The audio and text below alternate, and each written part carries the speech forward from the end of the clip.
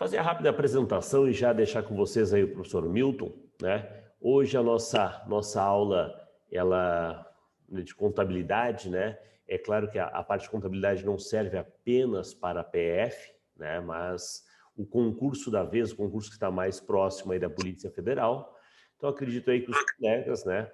Já que é uma matéria-chave, junto com informática, né, estão buscando aí algumas orientações, algumas dicas, né? Para poder conquistar aquele pontinho a mais na prova, ok?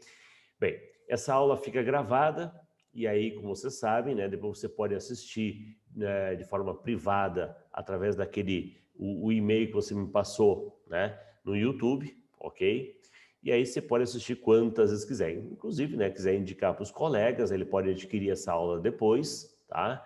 E pode assistir também sem problema algum, beleza? E funciona da mesma forma, tá? A pessoa vai pagar o quanto ela puder, o quanto ela quiser, para poder assistir os eventos. Lembrando que amanhã nós temos, eu falei que contabilidade é uma das matérias chaves. Outra matéria que é forte para o concurso da PF é a parte de informática. E a parte de informática, né, para quem está acostumado a se preparar para o concurso, né, no caso da PF, há uma mudança, né, há um acréscimo aí de vários conteúdos. Pô, então tem toda a parte de aprofundamento de rede, a parte de Big Data, a ideia de banco de dados e até linguagem de programação, né? Fala sobre o R e fala sobre o Python, ok? Convidamos aí o nosso colega Rafael Araújo, que inclusive já trabalhou aqui em Curitiba, né? Então, o cara é fera pra caramba. Hoje ele é de Fortaleza, né? Mas ele dá aula também no Alfa. Então, entenda, né? É o melhor aí, é o melhor que tem no Brasil hoje para trabalhar com vocês essa parte. Então, estou convidando ele, amanhã é aula com ele, professor Rafael, a parte de algumas dicas sobre o Python. É claro, né? Não dá para a gente sair programando em Python em uma hora, mas dá para você pegar algumas barbadas, algumas dicas legais, né? Aproveitar a experiência do professor para você poder conquistar mais uma questãozinha ou outra nessa prova aí da Polícia Federal, ok? Bem, quem entrou aqui? Elaine entrando, Joel entrando. Estamos fazendo só uma rápida apresentação, tá, Elaine? Tá? Ok, Joel? Mas, né, o importante ainda está por vir, né? Professor Milton Eta, na parte de contabilidade, para dar essa orientação para vocês. Milton, é com vocês, né? Milton Eta, Pronto, mãe. Para trabalhar na parte de contabilidade, beleza? Oi, Nani, eu aqui, Nani. Tem alguém com o áudio ligado aí. Vai lá, contigo. Já vou orientando o pessoal aí para tentar ligar o áudio só quando for fazer a pergunta, né? Para não dar aquela microfonia, daquela interferência, ok? Vai lá. Olá, pessoal. Tudo beleza? Eu estou vendo aí que Consuelo tem um rapaz ali.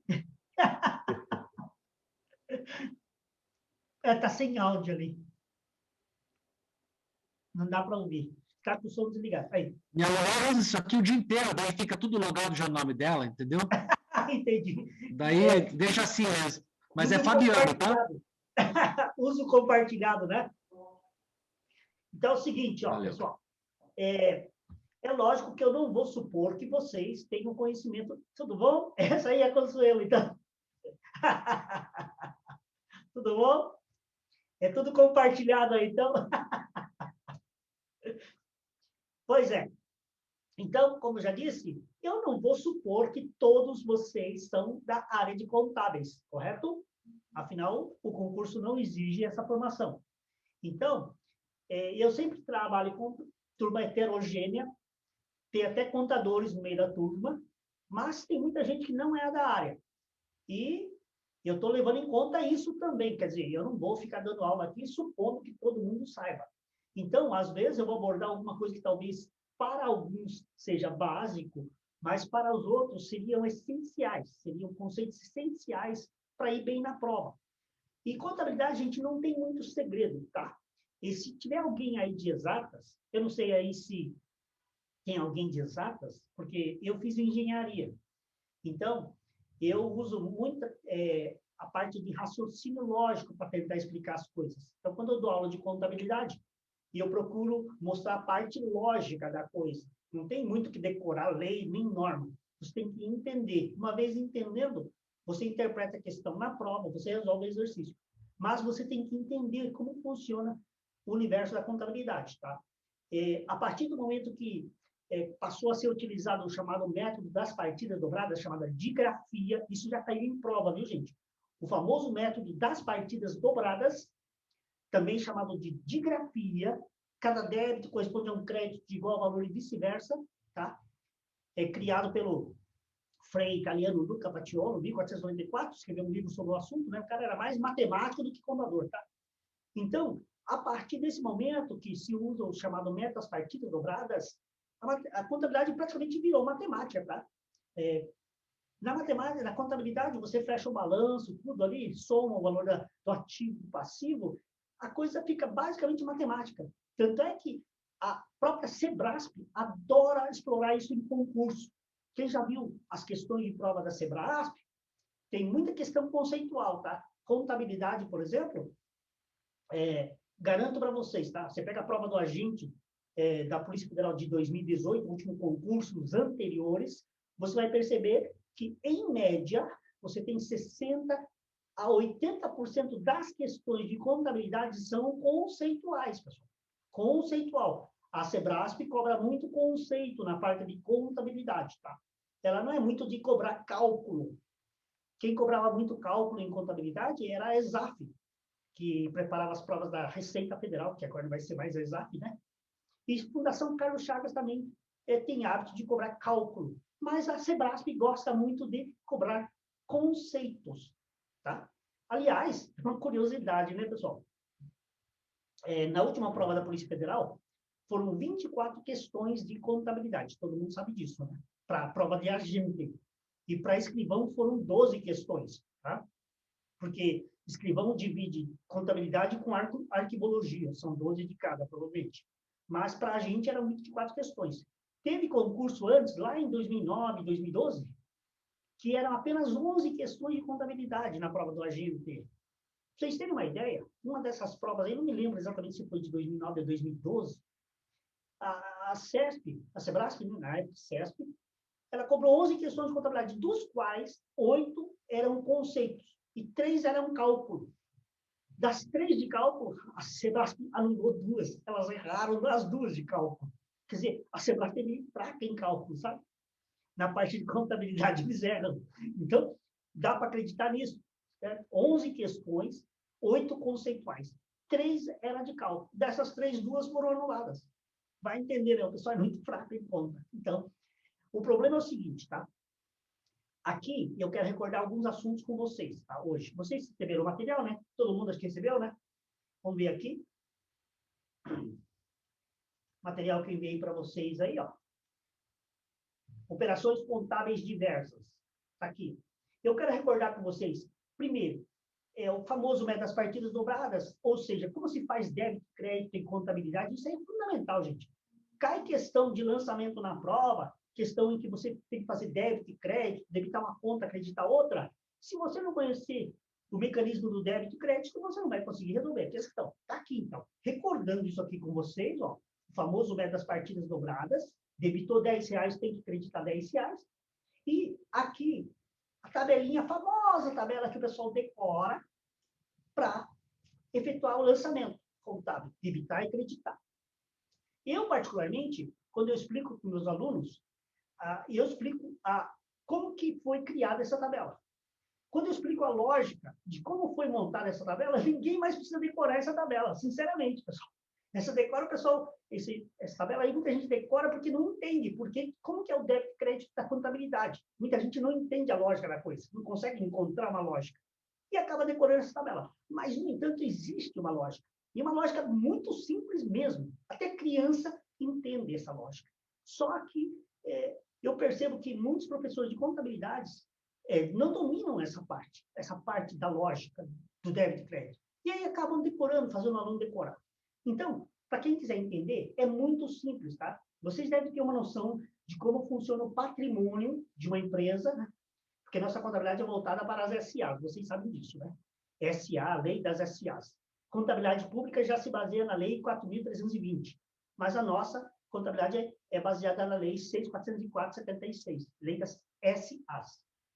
Então, a gente está imaginando que nós trabalhamos com empresas, companhias, empresas industriais, empresas comerciais que visam lucro, basicamente isso. E aqui, vocês têm a representação do patrimônio de uma empresa. Então, o patrimônio em contabilidade, recordando, toda pessoa física ou jurídica possui patrimônio. Pessoa física, qualquer um de nós, vocês, possuem patrimônio, tá? Um carro, uma moto que você possui, faz parte do patrimônio, do seu patrimônio, tá? Muitas vezes você, às vezes, chama um componente do seu patrimônio de patrimônio. Por exemplo, conjunto de tudo que você possui de bens, você chama de patrimônio. E, às vezes, você chama apenas um dos componentes de patrimônio. Por exemplo, uma moto que você possui é um patrimônio. Ou você pode dizer que a moto faz parte do seu patrimônio. É um patrimônio, é um item do seu patrimônio. Então, às vezes, a palavra patrimônio pode ser utilizada para representar tudo que você possui de patrimônio e, às vezes, pode servir para identificar apenas um componente do seu patrimônio. Muitas vezes, ela é utilizada como sendo apenas um elemento ou conjunto. De qualquer maneira, gente, tanto pessoa física quanto pessoa jurídica possuem patrimônio. Na contabilidade, o que é o patrimônio? Patrimônio é um conjunto de bens, direitos e obrigações. Patrimônio tem 3 componentes: bens, direitos e obrigações. Quem estuda direito, porque patrimônio também se estuda em direito, estuda em economia, estuda em administração, tá? Isso aqui é estudado em várias disciplinas, tá?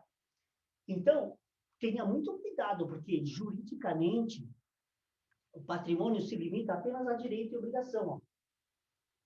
Direito, ele não distingue bem de direito. Juridicamente, é tudo a mesma coisa. E isso causa uma confusão tremenda, principalmente para contador na hora da prova. Aí alguém me pergunta, peraí, mas a matéria não é contabilidade?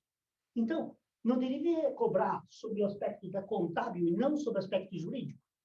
Infelizmente, deveria ser assim, tá? A nossa matéria se chama contabilidade. Então, o que deveria ser cobrado na prova teria que ser baseado na linguagem contábil, em normas contábeis. Só que tem um grande problema. Quase tudo que a gente faz dentro de contabilidade está previsto em lei.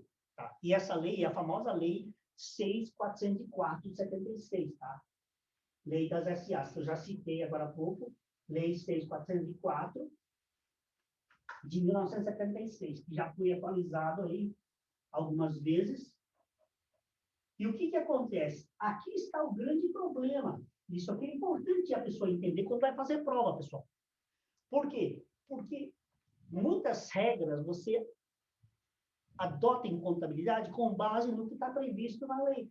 Só que tem um detalhe, a linguagem da lei é jurídica. Então, tudo que está escrito na lei é em linguagem jurídica e não contábil. Aí o que acontece? Um contador vai ler a lei, lá que está dizendo o que tem que fazer, e às vezes ele entende errado. Por quê? Porque alguns termos dentro da lei, ele interpreta no sentido contábil, no entanto, está no sentido jurídico. Isso gera uma confusão tremenda, você não tem ideia, tá? Alguém fala, pô, mas como faz isso na prática? Simples, gente. Na prática, contador, ele quase não consulta a lei. Ele vai nas normas contábeis. Ele vai e se baseia nas normas contábeis, então não tem muito problema, porque lá eles se comunicam com a linguagem deles. Isso aqui é mais para concurso, tá? Em concurso se cobra muito o aspecto legal. Então, em prova é comum, metade da prova de contabilidade está baseado nessa lei aqui. Então, muita coisa ali está na linguagem jurídica. E alguém fala, nossa, como que eu diferenciar? Infelizmente, ó, uma das maneiras de você saber se a linguagem utilizada ali na questão é jurídica ou é contábil, infelizmente tem que ser por informações do próprio enunciado. Por exemplo, se o enunciado da questão falar assim, de acordo com a Lei 6.404/76, ou Lei das SAs, né? Pronto, você falou, opa, linguagem jurídica, tem que ter cuidado, tá? Aí fala assim, de acordo com a norma contábil, NBC, Norma Brasileira de Contabilidade, TSP, que está previsto no edital, NBC, TSP, são as normas contábeis, aí você fala, opa, então nós estamos trabalhando com linguagem contábil. E, infelizmente, vocês vão encontrar isso em prova, tá? Não só da Sebrasp, aí, concurso para a Polícia Federal, como para prova para a Receita Federal, como prova para Fiscal de Estado, Fundação Carlos Chaves. Vocês vão encontrar isso com frequência, não tem como escapar disso, pessoal. Vocês vão ter algumas questões na prova que a linguagem é jurídica, por quê? Está se baseando na lei, no que está escrito na lei das SAs, e, às vezes, ela utiliza a linguagem contábil, porque se baseia nas normas. Alguém fala aí agora, como que vamos diferenciar? Bom, como eu já disse, uma das maneiras é olhar pelo enunciado, tá? Se ele menciona a lei. Se não mencionar a lei, normalmente, nós estamos trabalhando aqui nesse campo, linguagem contábil. Eu só sugiro que vocês se preocupem com a linguagem jurídica quando ele mencionar a lei. Caso contrário, a gente pensa em linguagem contábil. Alguém fala, mas quais são esses termos que confundem? São poucos, viu? São alguns. Um deles acabei de dizer, ó. Em contabilidade, o patrimônio, ele tem 3 componentes: bem, direito e obrigação. Essa questão aqui, ó, patrimônio é objeto da contabilidade, já caiu em várias provas de concurso. A própria Sebrasp já cobrou em mais de 10 provas nos últimos 10 anos essa questão sobre qual é o patrimônio, qual é o objeto da contabilidade. É o patrimônio. E o que é o patrimônio? Conjunto de bem, direito e obrigação. Isso na contabilidade. Agora, na lei das SAs, como eles usam linguagem jurídica, a lei não diferencia bem de direito, tá? Então, muitas vezes aparece a palavra direito dentro da lei das SAs e aquele artigo especial, ele está se referindo a bem. Só que ele chama de direito, porque ele não diferencia. Então, na lei das SAs, uma duplicata para receber e um carro que você possui, para ele chama de direito. Você tem um carro, juridicamente é um direito. E você tem uma duplicata para receber, também é direito. Já em contabilidade, o carro que você possui é um bem. E a duplicata que você tem para receber já é um direito. São distintos. Então, essa é uma das confusões que acontece. Linguagem jurídica e linguagem contábil. Tudo bem? Um outro rolo que tem acontecido em prova, gente, é o problema do passivo. A contabilidade pega o patrimônio, bem, direito e obrigação, e divide em ativo e passivo. Todo mundo sabe disso, né? Ativo e passivo, tá? Então, aqui está a representação gráfica do patrimônio de uma pessoa física ou jurídica. O que você possui de patrimônio está representado aqui, ó. Todos os bens você coloca desse lado, os direitos, tudo que tem para receber, e tudo que você tem para pagar. Então, assim que se faz a representação do patrimônio, quer seja uma pessoa física ou jurídica. Representação gráfica do patrimônio. Bem, direito e obrigação. Os bens e direitos a contabilidade chama de ativo. As obrigações a gente chama de passivo. Logicamente, que se der diferença entre tudo que você possui de bens e direitos, somando, né, numericamente, somando tudo, o valor de tudo que você possui de bens, mais o que você tem para receber, não necessariamente vai ficar igual ao valor que você tem para pagar. Então, essa diferença em contabilidade é chamada de patrimônio líquido. Não se esqueçam, gente. Patrimônio líquido é a diferença entre o ativo e passivo. Muitas questões de concurso, quando a questão te pede o patrimônio líquido, a própria prova da Sebrasp, às vezes, ele te dá um monte de conta ali, ó, contas do ativo, do passivo, né? E aí ele pede qual o total do patrimônio líquido. Ah, às vezes ele não te dá as contas do PL, só te dá as contas do ativo e passivo. Ele pede o patrimônio líquido, o que você faz? Você soma as contas do ativo, soma as contas do passivo e faz a diferença. Você acha a resposta, tá? Lógico, alguém fala, pô, mas aí eu tenho que saber o nome das contas e se elas são do ativo ou do passivo. Isso aí é básico em contabilidade, gente. Você tem que saber identificar a maior parte das contas, tá? Caiu uma conta lá, por exemplo, duplicata a receber. Opa, isso é um direito, está no ativo. Duplicata a pagar. Opa, isso é uma obrigação, está no passivo, é uma obrigação. Um veículo que a empresa possui é um bem, está no ativo. Então, referencial para você saber se está no ativo, no passivo, uma conta, é pensar em bem, direito e obrigação. Tentar associar aquilo que você quer classificar com bem, direito e obrigação. Tá? PL, você tem que decorar as contas do patrimônio líquido. São as contas dos proprietários. capital social, reservas, etc. Então, é isso aí, não, gente. O débito e crédito, gente, é baseado nisso aqui, ó, na contabilidade, tá? Esse lado aqui, ó, direito, você tem na apostila de vocês, é chamado de origem de recurso. E esse lado é chamado aplicação. O que significa isso? Olha aí, ó. Tá aí na apostila de vocês. É daí que surge o mecanismo do débito e crédito. O funcionamento do débito e crédito na contabilidade é baseado nesse gráfico que vocês têm aí, ó. Se vocês observarem nesse gráfico aqui, ó, você tem um ativo que representa os bens e direitos. Tudo que a empresa possui de bens e direitos. Direitos. Está escrito errado aqui, mas... E aqui, ó. E do lado passivo você tem as obrigações e o patrimônio líquido. Esse lado direito é chamado de origem dos recursos. E esse lado esquerdo é chamado de aplicação de recursos. Por quê, gente? Por que é chamado de origem e aplicação? Simples, pessoal. Olha que interessante. Olha a lógica da contabilidade. Agora vocês vão entender esse negócio de débito e crédito. Muita gente não entende. Esse lado aqui se chama origem dos recursos. Por quê? É da onde vem o dinheiro. E este lado aqui chama aplicação de recursos. É para onde vai o dinheiro. Em outras palavras, pessoal, tudo que uma empresa possui, vamos pensar numa empresa pequena, uma padaria, tudo que ela possui de bens e direitos lá, tá? Balcão, mesa, cadeira, tudo que ela possui de bens e direitos foi comprado com dinheiro de alguém. De quem? Aqui, ó. Ou dos proprietários, ou emprestado de terceiros. Você pegou dinheiro emprestado e colocou aqui na empresa. Então, todo o dinheiro que está aqui investido na empresa, a empresa está representada pelo ativo aqui, ó. Vem do pessoal da direita aqui, ó. Ou é emprestado de terceiros, ou é dos proprietários. Somando, por isso que a soma sempre dá igual. Na verdade, aqui, gente, não tem nenhum centavo. Desse lado, só mostra de onde veio o dinheiro que está investido aqui no ativo. Tanto é que o dia que você fechar a empresa, você vende tudo que está aqui no ativo, ó. No dia que você fechar a empresa, você vende tudo que está aqui, pega uma parte, paga as dívidas, e o que sobra divide entre os sócios. Acabou, fechou a empresa. Por isso que os dois lados sempre tem que dar igual, pessoal. Aqui não tem nenhum centavo. Esse lado só mostra a quem pertence o dinheiro que está aqui, ó. É como se esse dinheiro, tudo que está aqui, pertencesse aos dois aqui. Ou aos terceiros ou aos proprietários. Ou o dinheiro que você pegou emprestado ou o dinheiro dos sócios. É isso. Essa é a lógica do débito e crédito. Então, alguém pergunta, então por que a gente debita quando entra dinheiro no ativo? Quando entra dinheiro no caixa? Por causa disso que eu acabei de falar, gente, ó. A relação de débito e crédito é entre o ativo e o passivo, gente. Se tudo que está no ativo, na verdade, pertence a esses caras, quem deve é o ativo. O ativo tem débito com esse pessoal, e esse pessoal tem crédito com o ativo. Aí está a lógica.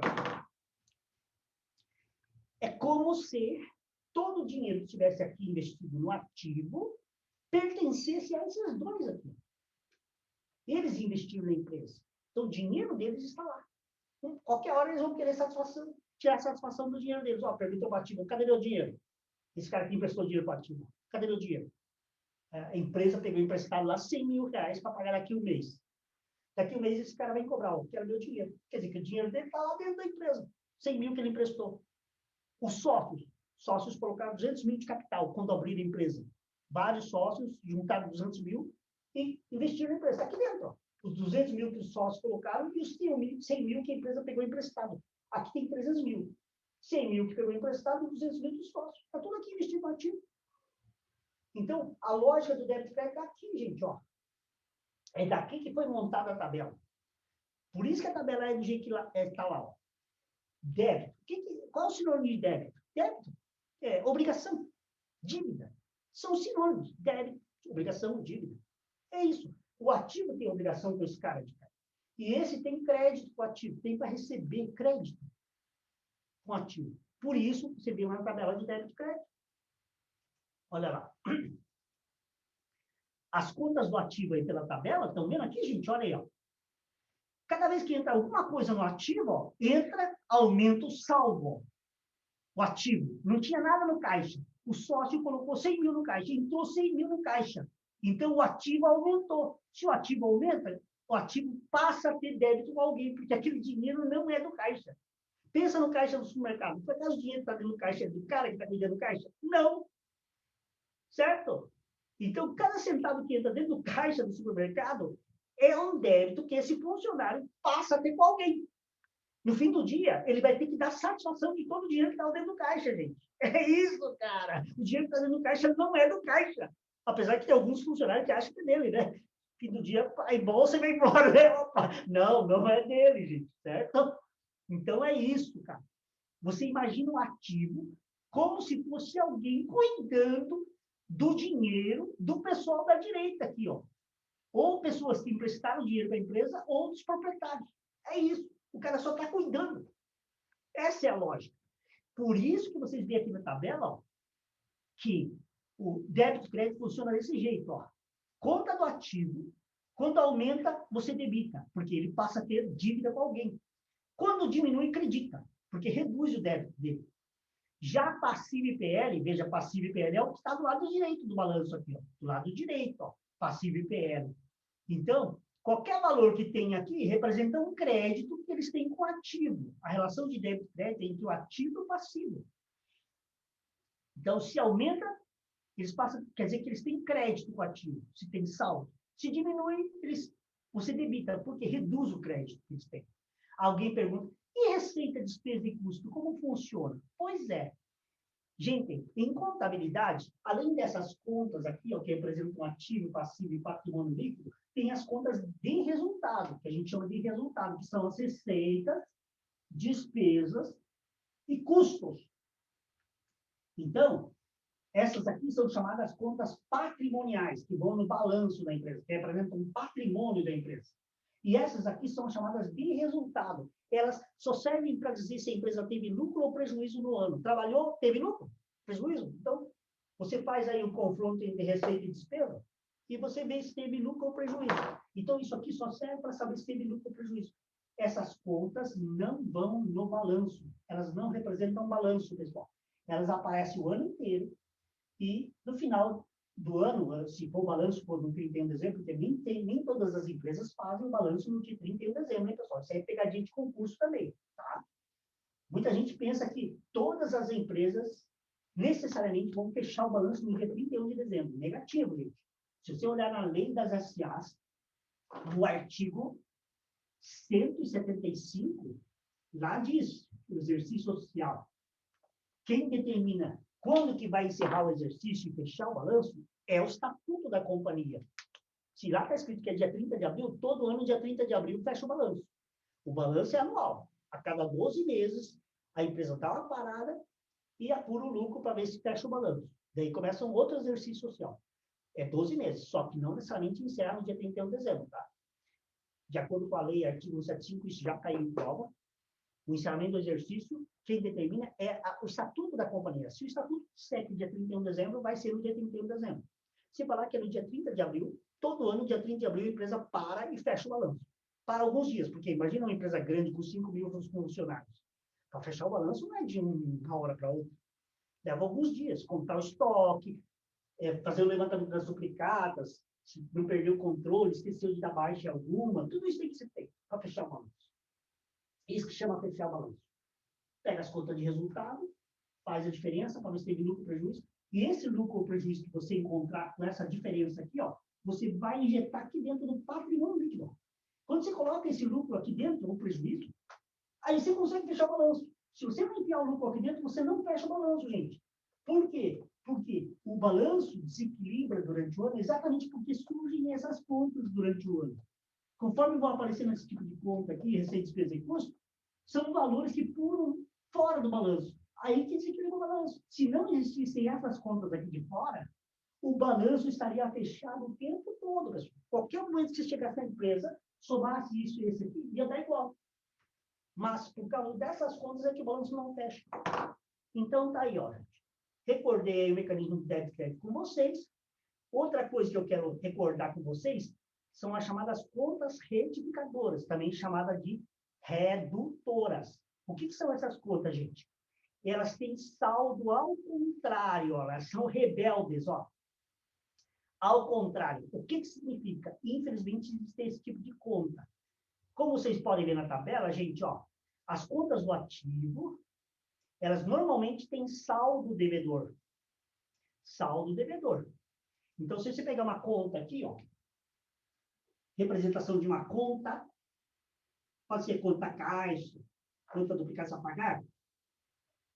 Você debita do lado esquerdo e o crédito é feito do lado direito. Agora, o saldo, quer dizer, o que sobra, pode sobrar do lado esquerdo ou do lado direito. Se sobrar saldo do lado esquerdo, é chamado de saldo devedor. Se sobrar saldo do lado direito, é chamado de saldo credor. Então, olha que interessante. Isso aqui é o chamado razonete, representação de uma conta.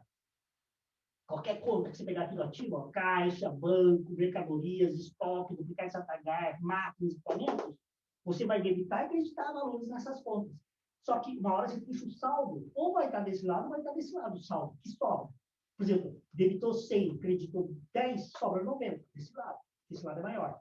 Então, se sobrar do lado esquerdo, é chamado de saldo devedor. Se sobrar do lado direito, é saldo credor. Olha a coincidência com isso aqui, gente. Olha a compatibilidade com o balanço. Pode ver que esse lado aqui é devedor, ó, e no razonete, ó, do lado esquerdo é devedor. Aqui, desse lado é credor, do lado direito, e aqui também é credor. Viu? Só que eu já falei, infelizmente, tem contas do ativo aqui que eles não têm saldo devedor, eles têm saldo ao contrário. São algumas contas que o candidato para concurso tem que decorar, infelizmente, tá? São algumas contas, existem contas do ativo que elas não têm saldo devedor, elas se comportam como se fosse do passivo, como se fosse conta desse lado aqui. Se comporta como se fosse de cá. Essas são chamadas retificadoras ou redutoras. Elas têm saldo ao contrário. Alguns exemplos, tá? Estimativa de perdas com crédito de liquidação duvidosa. O que significa isso? A empresa tem lá duplicatas para receber. Nos próximos meses aí, ó. A empresa tem para receber aí, sei lá, 40 mil reais em duplicados para receber. Soma no duplicado de vários clientes que ela tem para receber, 40 mil. Está aqui no ativo essa conta, duplicados para receber. Só que a empresa costuma fazer uma provisão. Ou seja, ela não está contando com esses 40 mil. Vai que alguém dá calote. Então, no balanço, isso é feito só no dia do balanço. A empresa costuma fazer uma provisão disso aqui, ó, com base no passado, no histórico. Então, nos 3 últimos anos anteriores, eles deixaram de receber lá, sei lá, 5% de tudo que tinha para receber, levou calote. Tá? No ano passado, ele deixou de receber 5% do que tinha para receber. No ano retrasado também, média, 5%. Então, o que ela faz? Ela faz uma provisão, chama estimativa para crédito com liquidação duvidosa, ou seja, calote. E ela faz essa provisão. 5% dá 2 mil. Isso aqui ela faz uma provisão, ela joga isso como despesa. Ela não conta com esse valor. Ela não conta com os 40 mil. Ela fala, acho que já vou receber 38. Por isso que ela faz essa provisão. Isso aí é baseado na prudência, tá? Não ficar contando com dinheiro que talvez não entre. Então, a contabilidade faz isso às vezes. Isso aí é uma conta retificadora. Olha aqui, ó. Apesar de ela pertencer ao ativo, ela tem um saldo, que nem essas contas de cá. Elas têm saldo do lado direito, ao invés de ter do lado esquerdo. Essas contas aqui tem parênteses, aqui, ó, negativo em contabilidade, a gente coloca entre parênteses. Então, uma delas é essa, tá? Conta retificadora. A outra é a famosa depreciação acumulada. Depreciação, amortização acumulada, exaustão acumulada. Por exemplo, uma máquina que você tem aqui, ó, máquinas e equipamentos. A empresa tem uma conta chamada máquinas e equipamentos, uma indústria. Tem várias contas aqui no ativo, tem conta aqui chamada máquinas e equipamentos. Aqui estão todas as máquinas e equipamentos que a empresa possui lá. Tem 200 mil em máquinas e equipamentos. Só que uma parte delas a empresa já usou há alguns anos. Então, já está usando há alguns anos. E conforme vai usando, vai depreciando. Então, vai perdendo valor. E essa depreciação é registrada aqui, ó. Depreciação acumulada. Ano a ano, conforme vai desgastando a máquina, ó, você vai colocar aqui, ó. Por exemplo, já desgastou 60 mil, 30% dessas máquinas. Então, essa depreciação é lançada aqui, ó, é uma conta retificadora também, ó. Ela tem saldo ao contrário, apesar de ser do ativo. Ela vai reduzindo o valor dessa máquina aqui, dessas máquinas. Se for várias máquinas aí, 200 mil, várias máquinas, já depreciou 60 mil, perdeu o valor. E esse valor, ano a ano, ele vai registrando aqui, jogando como despesa. Nós temos questão aí da prova, exatamente falando sobre isso, sobre depreciação. Já que a gente está falando de depreciação, olha aqui, ó. Tem essa norma chamada NBC-TSP, número 7, se você digitar no Google, você vai achar lá, de 2017, que fala sobre ativo imobilizado, tá? Norma contábil, como que a empresa deve tratar o ativo imobilizado. Então, tá aí, ó. Uma das coisas que tem nessa norma é quais os métodos para depreciação, para fazer depreciação, que cai em prova, você tem que saber. E outra coisa é, qual é o custo do imobilizado? Isso é uma coisa que muita gente não sabe, gente. Lembra que eu falei no começo que a Sebrasp tem mania de cobrar muito conceito? Então, fiquem atentos. Um dos conceitos que você tem que saber, que pode ser cobrado na próxima prova aí, na prova de vocês da PF, é exatamente sobre esse custo do imobilizado. Por quê, gente? Quando a empresa compra uma máquina, por exemplo, a empresa compra uma máquina por 10 mil, ele fica registrado por 10 mil? Não necessariamente. É isso que você tem que ver na norma. Tá? O que a norma diz? O que faz parte, o que compõe o custo de um imobilizado? Está aqui, ó. Eu coloquei aí resumidamente o que está na norma. O custo do item do ativo não é só o valor que você paga nele. Então, se você pagou 10 mil no ativo, numa máquina, necessariamente você vai registrar ele por 10 mil no seu ativo? Não necessariamente. Por quê? O que compõe o custo dele? Está escrito aqui, ó. O que compõe o custo? Seu preço de compra, o preço que você pagou, acrescido dos impostos de importação e tributos não recuperáveis, tá? Então, se você comprou uma máquina 10 mil e pagou IPI de 2 mil e você não vai recuperar esse imposto, ele se agrega ao valor da máquina. Essa máquina entra por 12 mil no seu ativo. Sabia disso ou não? Imposto que a empresa não recupera, ele embute no preço do ativo, no valor do ativo. Então, se a empresa comprou uma máquina por 10 mil e pagou imposto de 2 mil e esse imposto não vai ser recuperado, então ele se incorpora ao valor da máquina, sabe? Então, ele entra por 12 mil no seu ativo e todo ano você vai fazer o cálculo da depreciação em cima dos 12, inclusive do valor do imposto que está dentro. Tá? O valor do imposto passa a fazer parte do valor do ativo. Alguém pergunta, o que é esse negócio de imposto recuperável? Aí que está, gente. Existem impostos que são recuperáveis e impostos que não são recuperáveis. O que são impostos recuperáveis? São aqueles impostos que a empresa pagou quando comprou. E quando ele vender, ele vai abater daquilo que ele deveria recolher para o governo. Por quê? Porque, normalmente, uma empresa, ela recolhe imposto, paga imposto sobre aquilo que ele vende. Então, uma empresa, uma loja, ela compra celular e revende. Quando ela compra o celular, ela paga imposto. Só que quando ela vende o celular, uma parte do valor ela tem que recolher como imposto. Só que ele fala, opa, eu paguei uma parte desse imposto quando eu comprei. Então, eu vou descontar antes de recolher. Por isso chama recuperação. Então, normalmente, aquilo que você vai repassar, que a empresa vai repassar para outro, para terceiros, ele recupera o imposto. Já aquilo que a empresa vai ficar para ele, normalmente ele não recupera, porque ele é o consumidor final, ele que morra com o imposto. Então, aquilo que ele compra para revender, o imposto que ele paga na compra, ele recupera na venda. Então, quando ele comprou, pagou 10 mil de imposto, na venda deveria recolher 20. Aí eu falo, opa, vou reter 10, só vou recolher 10. Por quê? 10 eu paguei quando eu comprei. Estou recuperando. Isso chama recuperação de imposto. Então, normalmente, aquilo que a empresa compra e vai ficar para ela, que nem esse máquina aqui, ó, os impostos, normalmente, ele não recupera. Já aquilo que ele compra e ele vai passar para frente, por exemplo, indústria, compra matéria-prima, fabrica os produtos e vai vender depois. Então, essa matéria-prima, aquele imposto que ele pagou na matéria-prima, está indo para o cliente dele, está indo junto. Então, ele abate no preço da venda, tem o imposto. Desse imposto, ele abate aquilo que ele pagou na compra e só recolhe a diferença. Isso chama recuperação. Por isso que máquinas e equipamentos que a empresa vai utilizar, normalmente ele não recupera os impostos. Então, está aí, ó. A norma está dizendo o que vai se incorporar ao valor do imobilizado, está aqui, ó. Uma das coisas é os tributos, ó. Preço que você pagou, mais tributos não recuperados. Tá? E também você deduz desconto comercial abatimento. O que significa isso, pessoal? Eu comprei uma máquina, o valor era 10 mil. O valor era 10 mil, tá? Desse valor, 2 mil é imposto. IPI, CBS, sei lá. Tem 2 mil de imposto aqui dentro. Então, na verdade, a máquina custava 8, só que eu vou pagar 10. Aí você chorou. O cara, dá um descontinho. Aí o cara tem um desconto de R$500. Esse desconto, ó, tá aqui, ó, 9.500. Lembrando que dentro desse 9.500 aqui tem 2.000 de imposto. Então, a máquina vai entrar no seu ativo por 9.500. É o valor que você pagou, somado imposto e subtraído, ó, desconto, abatimento, tá aqui, ó. Então, era 10.000. Né? Na verdade, a máquina era 8. Máquina, preço verdadeiro, sem imposto, seria 8. Só que você está pagando 8, mais o imposto 10, vira custo, e o que você teve de desconto, você subtrai. Então, se você teve desconto, você subtrai. Desconto e abatimento.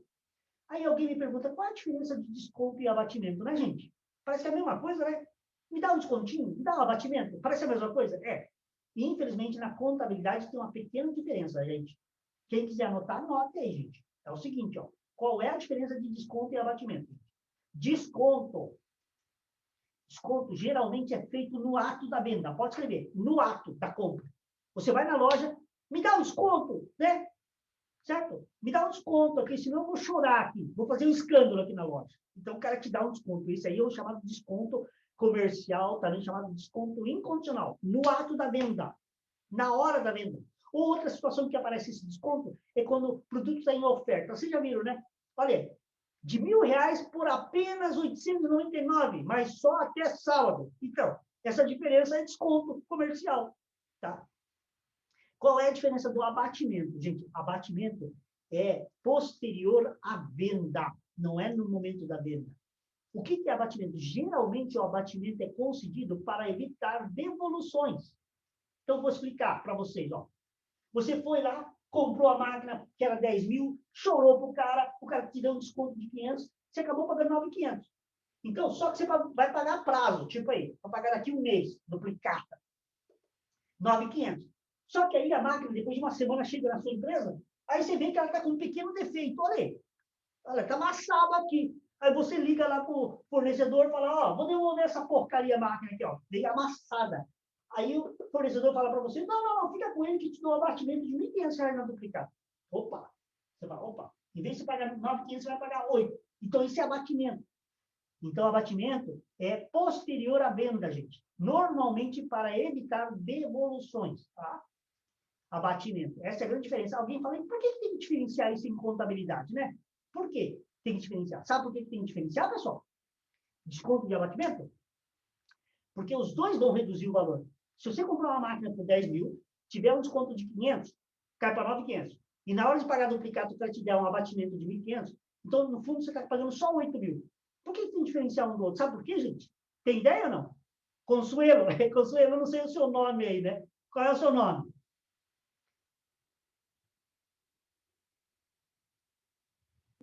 Fabiano.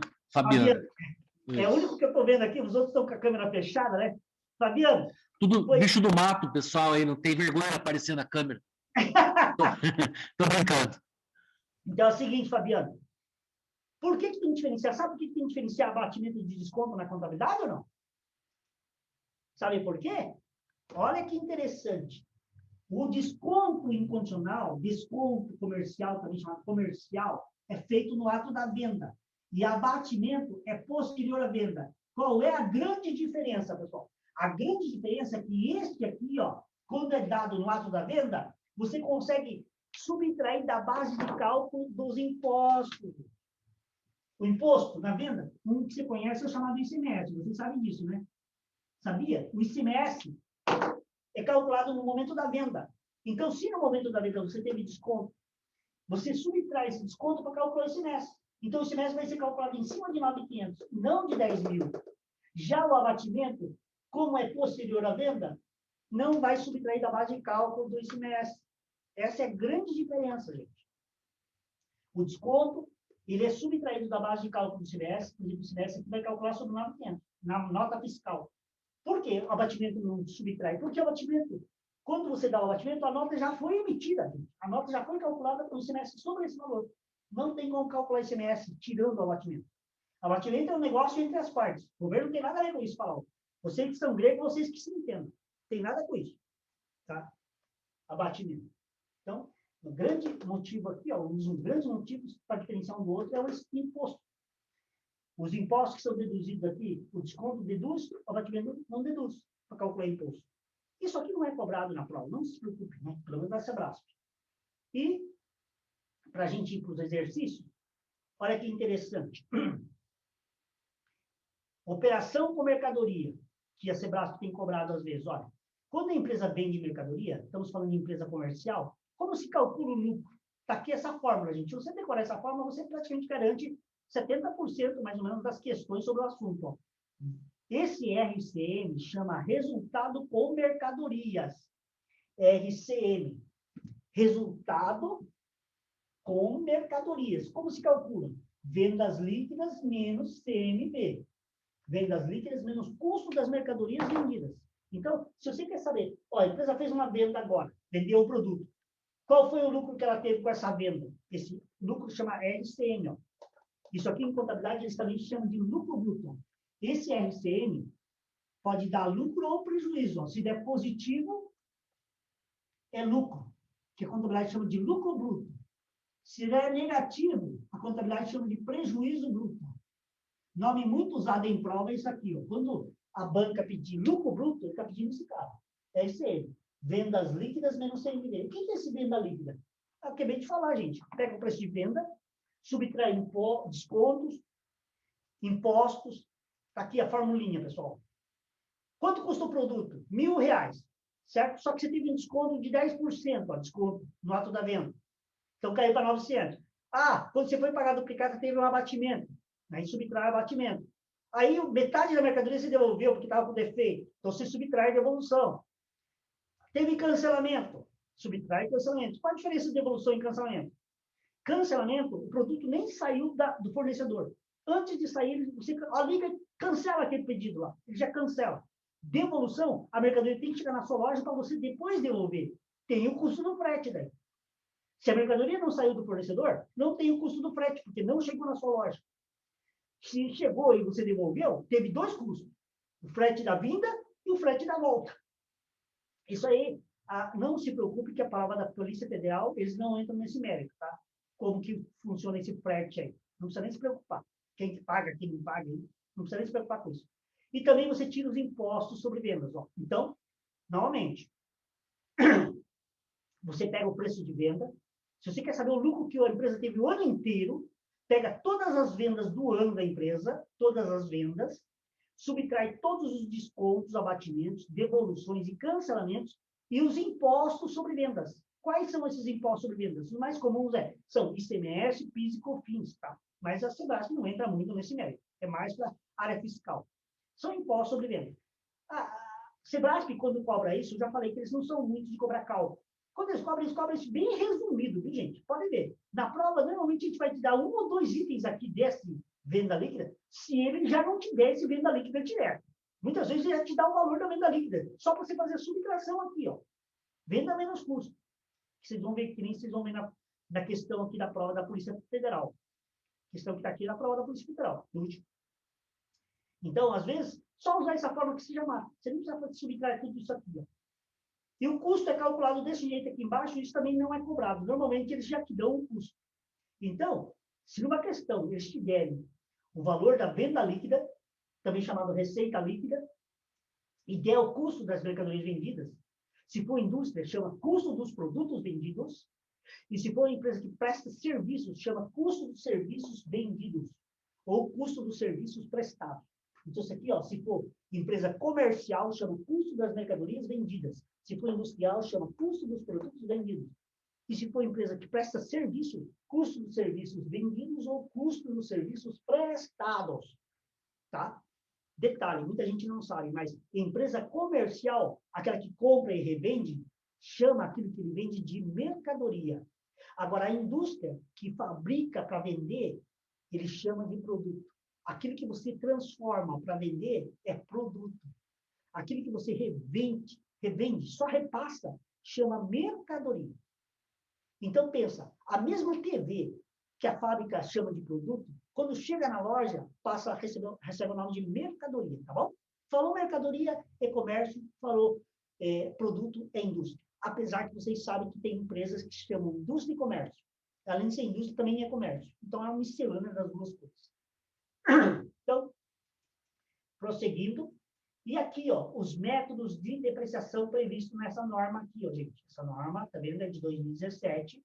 Os métodos de depreciação. Os bens vão perdendo valor com o tempo, né, gente? Tá? Então, o que acontece? Você vai usando o carro, vai desgastando, vai perdendo valor. É a chamada depreciação. Isso na contabilidade é calculada normalmente só no final, uma vez a cada ano. Só no dia do balanço. A não ser que você queira vender no meio do ano. Aí você tem que calcular a depreciação até o momento da venda. Mas para a contabilidade só interessa normalmente uma vez por ano. Se for indústria, não cai na Polícia Federal, porque a Polícia Federal não é contabilidade de custos. Se fosse contabilidade de custos, aí era indústria, e tem que saber mais detalhes. Mas nós estamos supondo empresas comerciais. Nesse caso, depreciação só interessa uma vez por ano, só no dia do balanço, tá? Alguém fala, por que na indústria é diferente? Porque na indústria, gente, vocês sabiam que depreciação muitas vezes entra como custo. Toda a depreciação da fábrica, das máquinas da fábrica, eles fazem parte do custo daquilo que a empresa fabrica. Por isso que a empresa precisa calcular mensalmente a depreciação para fazer o rateio daquilo que ele produziu no mês. Isso é indústria, tá? Não é o nosso caso. Nós não vamos entrar nesse mérito. Agora, os métodos de depreciação que vocês têm que saber são esses 3 previstos na norma. O chamado linear, que é o único que a Receita Federal aceita. O que é o método linear, gente? Se você comprou uma máquina que tem 10 anos de vida útil, você pega 100% e divide por 10. E aí você tem a chamada taxa de depreciação. Esse é o método linear. O método linear, também chamado método da linha reta, a taxa de depreciação é calculada da seguinte forma. Taxa. Você pega 100% e divide pela vida útil do bem. Então, se você comprou uma máquina que tem 10 anos de vida útil, você divide 100% por 10, vai dar 10% ao ano. Essa vai ser a taxa de depreciação ao ano. Tá? Se for um veículo, pela tabela do imposto de renda, vida útil de um veículo são 5 anos só. Então, 100 dividido por 5, 20% ao ano, taxa de depreciação. Você, a princípio, não precisa saber decorar. A banca vai dizer qual é a vida útil, tá? A área fiscal, sim. Às vezes, o candidato é obrigado a saber decorar esses números aí. Vida útil de uma máquina, de um veículo, de um computador, de um imóvel, tá? Tem que saber decorar. Mas, a maioria das bancas fornece. No caso da Sebrasco, eles fornecem a vida útil. Você nem tem que se preocupar com isso. Você joga aqui embaixo. Esse é o método linear. É o mais utilizado. Numa prova não falou o método, você usa esse, tá? É o único que o físico aceita. Agora, se a banca citar o outro, você usa o outro. Ó. Esse outro aqui, ó, caiu na prova do último concurso da Polícia Federal. Ó. Saldos decrescentes. Como o nome já diz, gente, o valor da depreciação vai diminuindo. No começo é maior e vai diminuindo. Como é isso, a gente tem um exemplo aí que caiu na prova.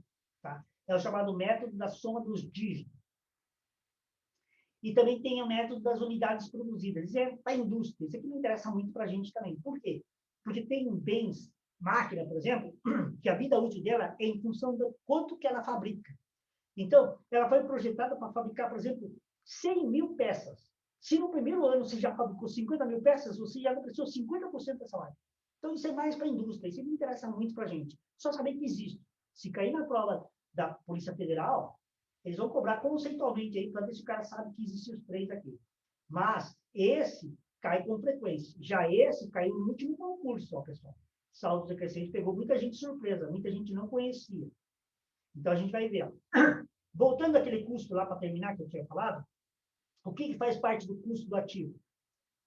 O preço de compra, já falei. Você soma os impostos que você não recupera. Isso subtrai descontos e abatimento. O que mais faz parte do custo que muita gente não sabe, gente? Olha aqui, ó.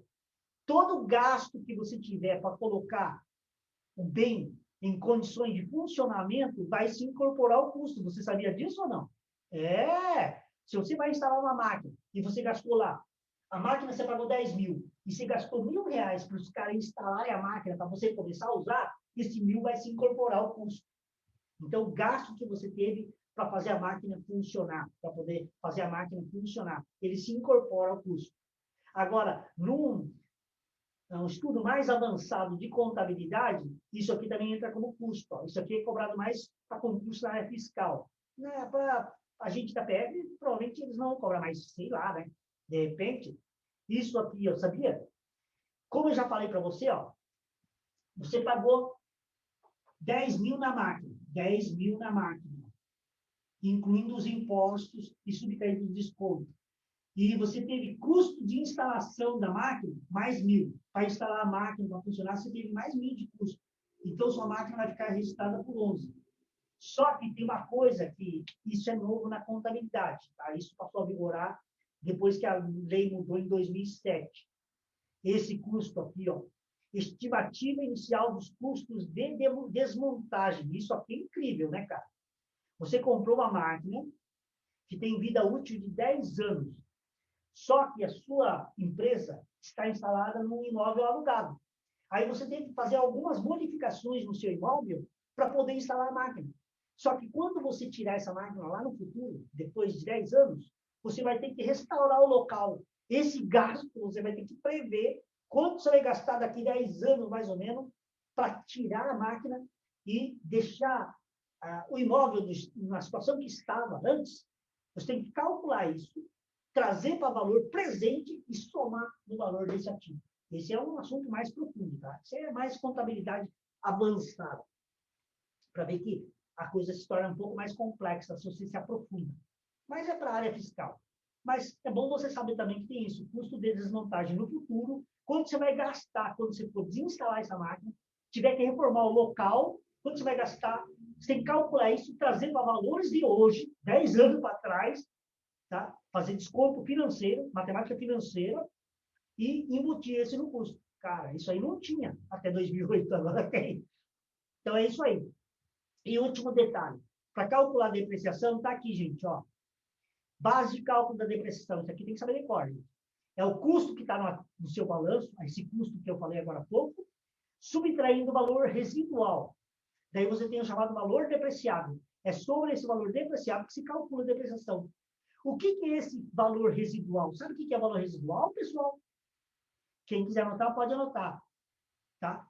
Esse valor residual, normalmente, é o preço pelo qual você está pensando que vai conseguir vender esse bem após a vida útil dele. Por exemplo, você pretende usar ele durante toda a vida útil dele. E a previsão é 10 anos. A máquina está previsto 10 anos de vida útil. Só que lá, depois de 10 anos, pode ser que ele ainda esteja funcionando. É que nem você pegar um Fusquinha 69, né? Pô, ainda funciona. De repente, eu consigo vender como usada. É esse valor aí que a gente adota como valor residual. Valor provável de venda após a vida útil ter se esgotado. Após os 10 anos de vida útil, de repente eu consiga vender por 20% do valor. Então, esse aí é o chamado valor residual. Quando se calcula a depreciação, você subtrai esse valor residual. Calcula só sobre a diferença. Então, vamos ver o exemplo aí do exercício. Fiz uma revisãozinha legal aí para vocês. Agora, vamos ver as questões de prova aqui, ó. Questões da última prova da Polícia Federal. Para a gente. Determinada sociedade comercial realizou no período corrente as transações apresentadas a seguir. 1. Apropriou a terceira cota anual cheia de depreciação de um veículo, originalmente adquirido por 60 mil, com vida útil estimada em 5 anos. A empresa tem como política considerar um valor residual de 10% para todos os seus bens. O método de depreciação empregado é o da soma dos dígitos dos anos. Esse método aqui consta aqui na norma com saldos decrescentes, ó. Tá? Média soma dos dígitos dos anos. Já explico para vocês qual é. Depois descontou no banco, onde mantém conta, uma duplicata a vencer em 60 dias. O título com valor nominal de 100 mil gerou um crédito de 97 mil na conta corrente da empresa. E terceiro, vendeu mercadorias por 10 mil, líquido de tributos, realizando a baixa do estoque correspondente no valor de 5.500. Aí vem as perguntas, ó. Nessa situação hipotética, primeiro, a venda de mercadorias gerou um resultado com mercadorias no valor de 4.500. Ó, está pedindo resultado com mercadorias, cara. Aqui, ó, RCM, está pedindo esse cara. Então, a questão 1, ele está pedindo o resultado com mercadorias. Já sabemos que para calcular o resultado com mercadorias, você precisa das vendas líquidas menos o custo das mercadorias vendidas. Ele já forneceu esses dois valores. Veja que mãe que foi essa banca aí, né? A Sebrasp foi uma mãe nessa questão. Olha lá, ó. Por quê? Ele quer saber qual o resultado gerado com a venda da mercadoria. Venda da mercadoria, esse terceiro fato aqui, ó. Olha, ele está dizendo que vendeu por 10 mil já líquido dos tributos. Olha aqui, ó. Como ele não citou desconto, abatimento, você supõe que não tem. Então, já está líquido dos impostos. Ou seja, esse 10 mil já é a venda líquida. E o valor que você baixa do estoque é o custo das mercadorias vendidas. O valor que você baixa do estoque, 5.500. Então, ele já te deu os dois valores. Adivinha como faz para calcular o RCM? Só subtrair um do outro. Ridículo. Ridículo. Venda líquida 10 mil e o custo 5.500. Então, qual foi o resultado com mercadorias? 10 mil menos 5.500? 4.500. Está aí, ó. O que a questão diz? O item diz que é 4.500. Está certo. Esse item está certo. Dá para acreditar, gente? Que moleza, hein? Só saber isso aqui. Vocês viram? Eles não entram muito a fundo. Eles só querem testar para ver se o candidato sabe essa fórmula aí, ó. E sabe interpretar lá o enunciado, ó. Saber que venda líquida, ó, tira os tributos e tudo mais, aqui, ó. E o custo é o valor pelo qual você baixa do estoque para vender. Vamos ver a segunda. A empresa, no momento do desconto do título, contabilizou despesa com encargos financeiros de 3 mil. Ó, desconto do título é esse segundo fato aqui, ó. Para quem não sabe o que é desconto de duplicata, a empresa tem uma duplicata de 100 mil para receber e está precisando de dinheiro. Não dá para esperar o cliente vir pagar o vencimento. Então, ele vai e negocia com o banco, entre aspas. Vende a duplicata para o banco. Isso é o chamado desconto de duplicatas. Então, o assunto aqui é desconto de duplicata. O valor da duplicata que a empresa foi descontar no banco era de 100 mil. Ó. Título. Está escrito título aí. Pode ser duplicata ou título, tanto faz. Título a receber. Então, a empresa tinha um título a receber de 100 mil. E aí, vence daqui, por exemplo, 30, 60 dias. A 60 dias, questão de cliente, ó. A empresa tinha um título para receber de 100 mil para daqui 60 dias. Só que precisa de dinheiro. Não dá para esperar 60 dias o cliente vir pagar. Então, foi lá tentar negociar com o banco. Ó, quer comprar esse título aí? O banco falou, eu compro, mas não vou pagar 100 mil. Tá? O banco vai descontar um valor simbólico, né? Descontar os juros, a taxa de administração, o banco vai tirar uma parte desse dinheiro, vai tirar o resto. E pela questão, olha quanto que o banco te deu. Diz que o banco acreditou na sua conta 97 mil. Essa palavra crédito, gente, está vendo? Não é no sentido do débito e crédito da contabilidade, hein, gente? É sob a ótica do banco. Ele acreditou na sua conta o dinheiro. Tá? Então, o banco te deu 97 mil por essas duplicadas. Aí você fala, então perdi 3 mil. 3 mil. A contabilidade, para a contabilidade, você perdeu esse dinheiro, você não vai saber mais. Você vendeu para o banco por 97 mil, você só recebeu 97 mil. Então, na conta banco entra, na sua conta bancária, chama conta banco, conta movimento, na conta da empresa entrou só 97 mil. E o que são esses 3 mil? Esses 3 mil, como a questão diz, são encargos financeiros que o banco cobrou. Só que tem um detalhe, gente. Esses encargos, eles não podem ser lançados diretamente como despesa. Por quê? O que a gente adota em contabilidade é o chamado regime de competência. O que é o regime de competência? Você só pode reconhecer uma despesa ou receita no momento do fato gerador. E esses encargos financeiros que você está pagando de 3 mil aqui, ó, você está pagando adiantado. Você não deveria pagar agora. Por quê? Esse 3 mil, gente, essa despesa, ele corresponde aos 60 dias de antecipação que você fez da duplicata. Então, essa despesa de 3 mil, você não pode reconhecer no momento que você descontou do banco, você pegou dinheiro do banco, esses 97, você não pode lançar como despesa isso aqui para contabilidade. Por quê? Você tem que esperar 2 meses para lançar isso como despesa. Sabe o que significa? Que ele fica temporariamente no ativo. Essa conta aqui é uma despesa antecipada. Ah, desculpe, não é nativo, isso aqui fica no passivo, porque título a receber. Ah, desculpe, fiz confusão, isso aqui não é título a receber, não. É título a pagar. Pagar? Não a receber, não. Ficamos doidos. É título a receber, não. A empresa tinha título a receber, essa conta é do ativo, ó, pessoal. É conta do ativo. O banco te deu 97 mil por esse título, também essa conta é do ativo. Já esses 3 mil não pode jogar como despesa. Já falei, esses 3 mil corresponde à antecipação de 60 dias dessa duplicata. O que significa? Na contabilidade, você tem que registrar esses 3 mil.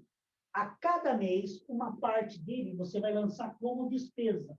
Então, no momento que você desconta no banco esse título, esse 3 mil vai continuar aqui, tá? No balanço. Não pode jogar como despesa. Isso aqui é uma despesa antecipada, porque você pagou para o banco esses 3 mil antecipado, e ele só pode reconhecer como despesa conforme o tempo passa. Então, como o título é antecipação de 2 meses, no primeiro mês, ao final do primeiro mês, uma parte disso vai lançar como despesa, ao final do segundo mês, o restante vira despesa. Então, como que ele fica no balanço? No balanço vai ficar assim, ó. Vai ficar o título a receber no ativo, título a receber no ativo, está lá, 100 mil. Só que quando você desconta no banco, aparece uma dívida no banco, ó, no banco. Chama duplicatas descontadas. É como se fosse uma dívida com o banco. Está aqui, ó. Quando você desconta um título, surge essa conta aqui, ó, chamada duplicata descontada. O que é? Uma dívida que você passa a ter com o banco, porque você está pegando dinheiro emprestado do banco. Você está deixando esse título como se fosse garantia. O que acontece? Pode ser que o cliente não vá pagar no banco no vencimento. Você acha que o banco vai ficar com o calote? Não. Ele vai pegar o dinheiro de volta de você. Falar, ó, me devolve o meu dinheiro aqui, ó, que o cliente não te pagou, não pagou no vencimento.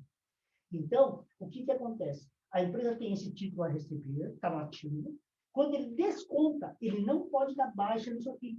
Ele só pode dar baixa nisso quando o cliente pagar no banco. Então, surge esta conta que é uma dívida, está no passivo, como se tivesse acabado de pegar emprestado dinheiro da empresa, do banco. E aí, com base nisso, aparece dinheiro na sua conta, banco, conta, movimento, 97. Ó. Então, você vendeu esse título para o banco, de 100 mil, você vendeu. Só que você não mexe nessa conta. Você vendeu, mas ela fica lá ainda no ativo. Só pode dar baixa o dia que o cliente pagar. Por causa dessa transação, apareceu essa conta aqui, ó, uma dívida, como se estivesse pegando dinheiro emprestado no banco, 100 mil, e entrou dinheiro na sua conta, 97 mil. Só que não está fechando, 100 mil aqui, 97 aqui. Essa é a conta do ativo, você sabe. Ela vai ser debitada. Essa aqui é a conta do passivo, ela vai ser creditada. Então, esse lançamento vai registrar um crédito nessa conta, é uma dívida que você passa a ter com o banco. Se o cliente não pagar, você vai ter que pagar esses 100 mil. Tá? E você recebeu esse dinheiro aqui, ó, na sua conta, 97. E os 3 mil? Antigamente, o pessoal jogava como despesa. Já falei que hoje não pode mais jogar como despesa. É uma despesa antecipada. Tá? E como ela tem a ver com esse título, ela fica aqui embaixo, ó, retificando.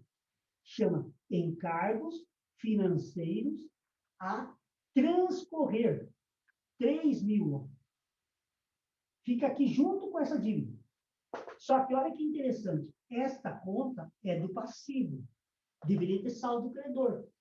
No entanto, ela é retificadora. Então, ela tem saldo devedor, que nem é do ativo. Mas ela fica no passivo. Então, são as 3 contas envolvidas nessa transação.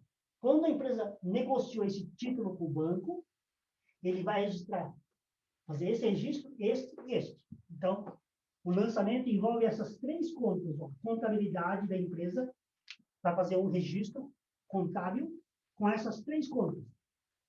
Debita essa e credita essa.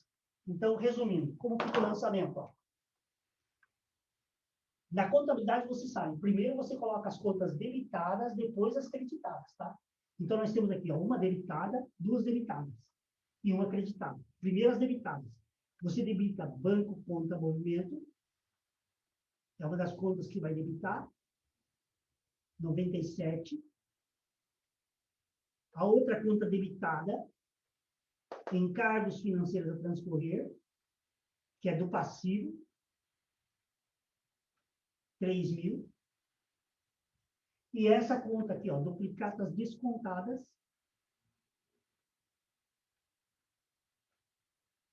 100.000. São as 3 contas envolvidas no lançamento.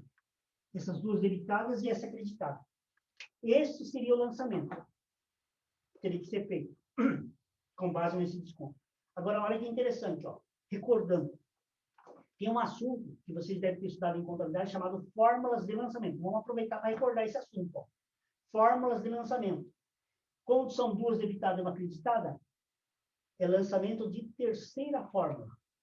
Isso aqui não está pedindo a questão, isso é só para recordar para vocês, ó, vai ficar aí na prova.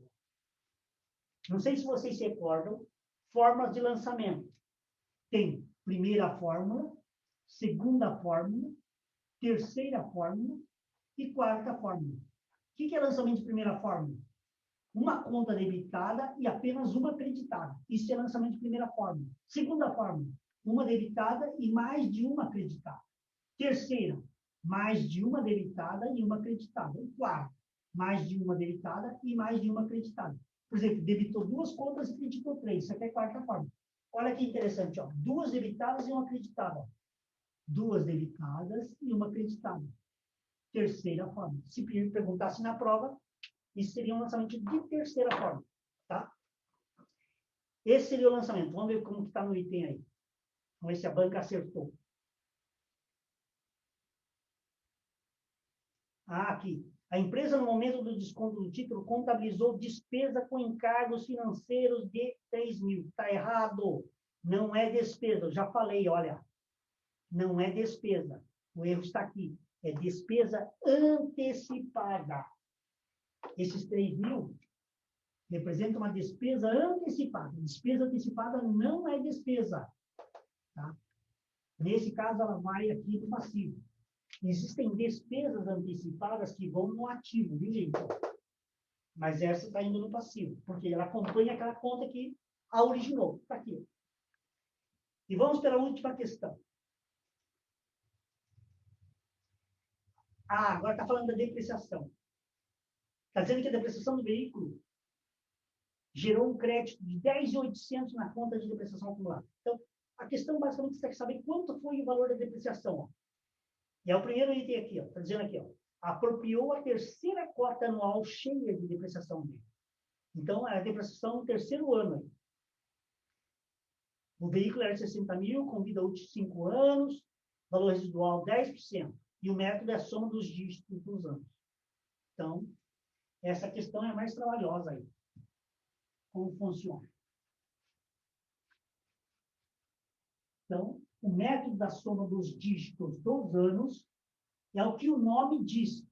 Então, se você conseguir associar o nome ao método, você vai lembrar na hora da prova, gente. Ó. Terceira questão aí.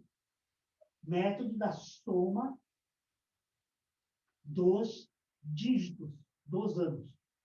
O método é exatamente o que o nome diz. Como assim? A vida útil do bem é 5 anos. A questão diz. Está aqui, ó. Como funciona esse método? Se fosse um método linear, você ia pegar 100% e ia dividir por 5. Você ia depreciar 20% ao ano. Todo ano, 20% dos 60.000. 60.000 não, menos o valor residual. Só que, nesse caso, esse método faz o seguinte, você pega, são 5 anos de vida útil, você pega os números de 1 a 5, ó. Números de 1 a 5. E soma tudo. Ó, como a vida útil é 5 anos, você soma os números de 1 a 5. Se a questão dissesse que esse bem tem 7 anos de vida útil, você somava os números de 1 a 7. Se fosse um bem de 10 anos de vida útil, você somava os números de 1 a 10. Somando isso aqui, ó, quem lembra a progressão aritmética? 1 mais 5, 6. Primeiro mais último vezes a quantidade sobre 2. Vai dar 15. Se não lembrar, é só somar. E aí o que acontece?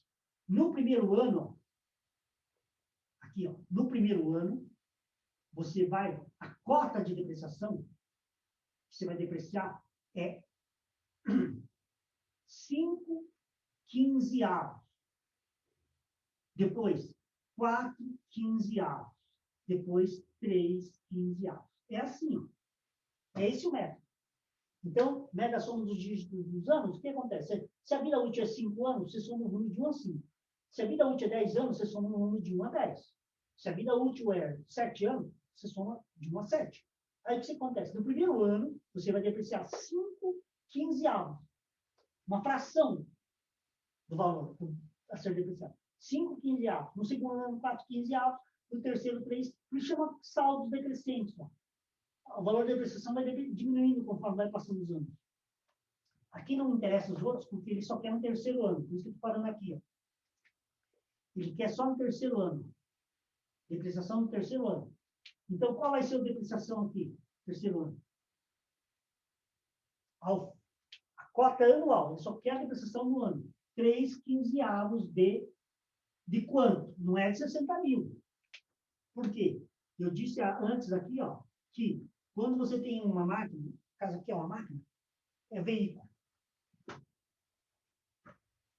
Veículo 60 mil, você não deprecia 60 mil. A questão mencionou valor residual. Valor residual de 10%, 6 mil. Então, quando você vai calcular a depreciação, você subtrai esse valor residual. Você vai calcular a depreciação somente sobre 54.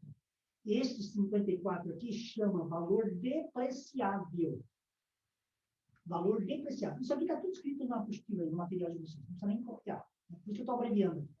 Aqui, ó. O cálculo da depreciação em cima desse valor. Então, na prova, se for citado o valor residual, você subtrai para calcular a depreciação. E a depreciação é calculada em cima desse valor. Então, o valor da depreciação do terceiro ano é 3 quinzeavos desse valor. Divide esse cara por 15 e multiplica por 3. Se ele pedisse a depreciação acumulada ao fim do terceiro ano, você tem que somar esse, mais esse, mais esse. 5 quinzeavos, mais 4 quinzeavos, mais 3 quinzeavos. Aí seria depreciação acumulada. Mas ele quer somente a depreciação do ano, do terceiro ano. Está escrito aqui, ó. Apropriou a terceira cota anual de depreciação. Ele não quer a depreciação acumulada. Pessoal. Se pedisse a depreciação acumulada, você teria que calcular esses 3 valores e somar. Então, a depreciação nesse exercício aqui, ó, vai ser quanto? Vai ser 3 quinzeavos de 54 mil. Aqui dá para simplificar, ó, fração. 1/5. 1/5 de 54. Dividir, simplificando por 3, ó, dá 1/5. Quanto que é? Divide por 5. Vai dar 10.800. Tá? Eu fiz de cabeça aqui, né? Multipliquei isso por 2. Mas se você não souber, é só dividir esse cara por 5. 54 mil por 5.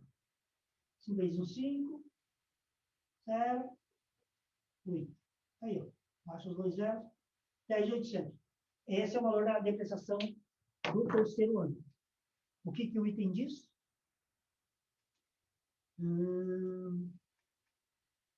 Que a depreciação foi de 10.800. Ó, gerou um crédito na conta de depreciação acumulada. Realmente é um crédito. Detalhe, pessoal. Por quê? Depreciação é conta do ativo, deveria ser saldo devedor. Mas eu tinha dito para vocês que essa conta é retificadora. Então, lá no ativo, você vai ter, lá no imobilizado, você vai ter uma conta chamada veículos, do ativo imobilizado, você vai ter uma conta chamada veículos, com um valor de 10 mil, 60 mil aqui, ó. E aí, embaixo, você vai ter a conta chamada depreciação acumulada, gente. Só que o valor que vai estar nessa conta, ela é retificadora, por isso que ela é creditada. Conta do ativo tem saldo devedor. Só que essa, como é retificadora, ela tem saldo credor. Por isso que é questão de crédito. Detalhe, gente. Se o item tivesse escrito aqui, ó, se a banca tivesse escrito débito aqui no lugar de crédito, estaria errado. E muita gente ia passar batido por isso, hein? Essa conta aqui recebe valores a crédito. Só que o valor que vai ter nessa conta não é só esse 10.800, não, gente. 10.800 é só a depreciação do terceiro ano. O que vai ter nessa conta são as depreciações dos 2 anos anteriores, já vai estar aqui, e mais esse que vai somar. Então, você vai acreditar mais esse 10.800 nesta conta, que já vai ter acumulado nela depreciações dos anos anteriores. Ó. Então, nessa conta, já vai ter depreciação desses 2 anos anteriores, aqui dentro, e mais essa depreciação que vai ser acreditado nessa conta. Por que acreditado? Eu já falei. Essa conta é retificadora do ativo, porque ela é saldo credor, por isso que ela é saldo credor. Então, esse item está certo.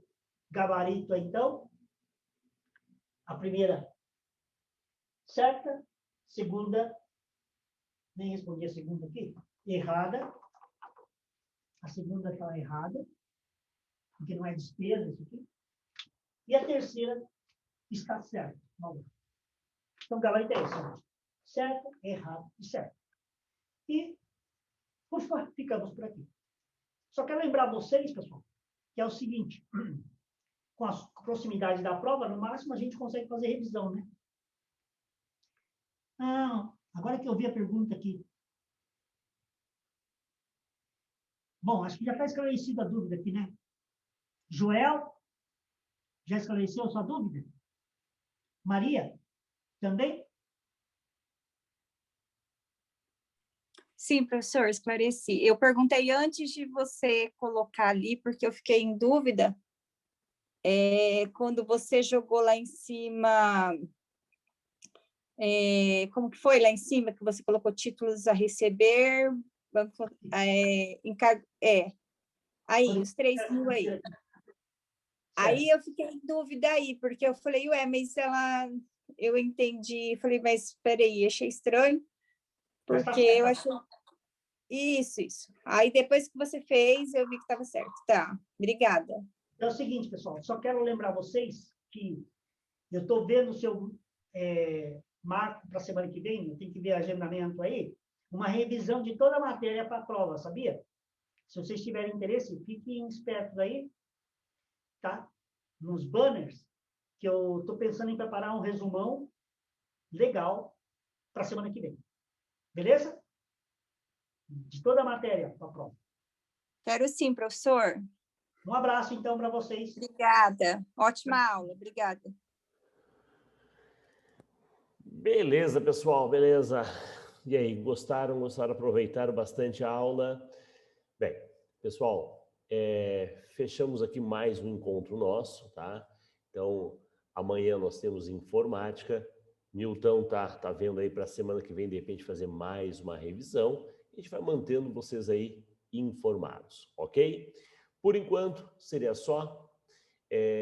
Agradeço a participação de todos. Um abraço e até a próxima, pessoal. Até mais. Tchau, tchau.